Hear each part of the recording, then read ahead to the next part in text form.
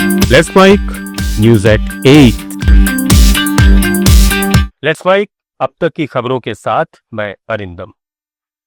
राजस्थान कर्मचारी चयन बोर्ड ने ग्रेड 4 भर्ती परीक्षा की आंसर की जारी कर दी है। इसे अभ्यर्थी राजस्थान कर्मचारी चयन बोर्ड की ऑफिशियल वेबसाइट पर देख सकेंगे। दीपावली बाद बोर्ड की ओर से सवालों पर आपत्ति मांगी जाएगी, जिसके समाधान के बाद इसी साल दिसंबर तक बोर्ड भर्ती परीक्षा का रिजल्ट जारी करने की तैयारी कर रहा है। प्रदेश भर में 53,749 पदों पर भर्ती के लिए 24,75,000 कैंडिडेट्स ने आवेदन किया था। केंद्रीय वित्त मंत्री पीयूष गोयल ने कहा कि जीएसटी रिफॉर्म्स का विभिन्न क्षेत्रों पर प्रभावशाली और सकारात्मक असर पड़ा है। ऑटोमोबाइल क्षेत्र में बिक्री ने पुराने सभी रिकॉर्ड तोड़ दिए हैं, जबकि इलेक्ट्रॉनिक सेक्टर ने अभूतपूर्व वृद्धि दर्ज की है।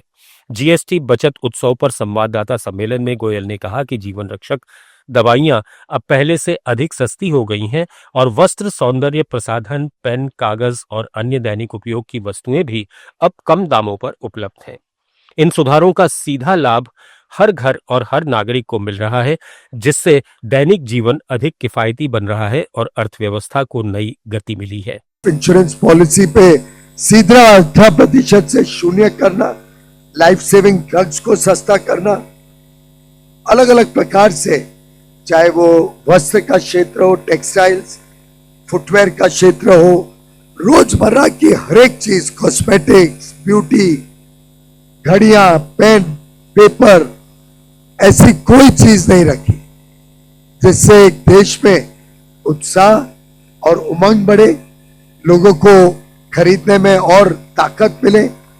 और मुझे पूरा विश्वास है ये जो नवरात्रि से लेके नया देश में वातावरण पैदा हुआ है, ये हर घर पहुंचा है।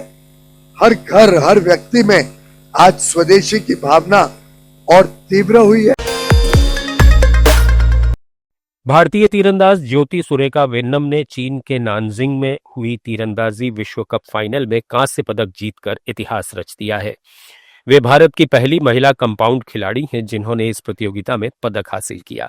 ज्योति ने ब्रिटेन की दूसरी वरीयता प्राप्त एला गिब्सन को 150-145 से हराया। वहीं डेनमार्क ओपन बैडमिंटन में आज पुरुष डबल्स के सेमीफाइनल में भारत के सात्विक साईराज, रंकी रेड्डी और चिराग शेट्टी का मुकाबला जापान के तकुरो होकी और यूगो कोबोयाशी से होगा। तमिलनाडु के मुख्यमंत्री एमके स्टालिन ने बीजेपी की अगुवाई वाली केंद्र सरकार पर जोरदार हमला बोला है। चेन्नई में विधानसभा में अनुदान मांगों पर चर्चा का जवाब देते हुए उन्होंने पूछा कि क्या केंद्र तमिलनाडु के खिलाफ भेदभाव नहीं कर रहा है।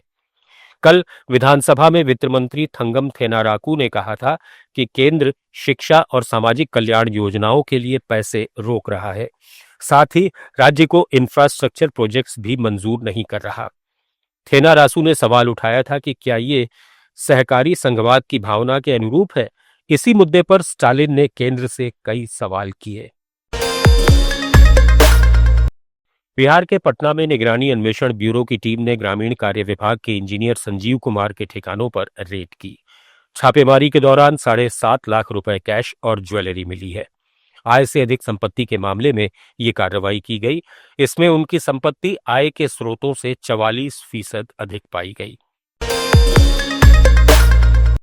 मणिपुर में सुरक्षा बलों ने पिछले 2 दिन में एक प्रतिबंधित संगठन के 4 सक्रिय सदस्यों और उनके एक सहयोगी को अलग अलग अभियानों में गिरफ्तार किया। ये कार्रवाइयां बिष्णुपुर, थौबल और चुराचांदपुर जिलों में की गई। संयुक्त टीम ने बिष्णुपुर में एक व्यक्ति के घर से 2 लोगों को पकड़ा, जहां से एक पिस्तौल, 5 मोबाइल फोन और एक बैग बरामद हुआ। एक अन्य अभियान में उसी जिले में एक और सदस्य को गिरफ्तार किया गया। थौबल में एक और उग्रवादी पकड़ा गया जो कथित तौर पर उगाही, भर्ती और हथियारों के परिवहन में शामिल था। हरियाणा के सीनियर आईपीएस अफसर वाई पूरन कुमार के सुसाइड के मामले में जांच स्पेशल इन्वेस्टिगेशन टीम कर रही है। इस बीच लुधियाना के नवनीत कुमार ने अपने वकील के माध्यम से पंजाब और हरियाणा हाईकोर्ट में एक जनहित याचिका दायर की है, जिसमें मामले की जांच सेंट्रल ब्यूरो ऑफ इन्वेस्टिगेशन से कराने की मांग की गई है। इस मामले पर अगली सुनवाई 31 अक्टूबर को होगी।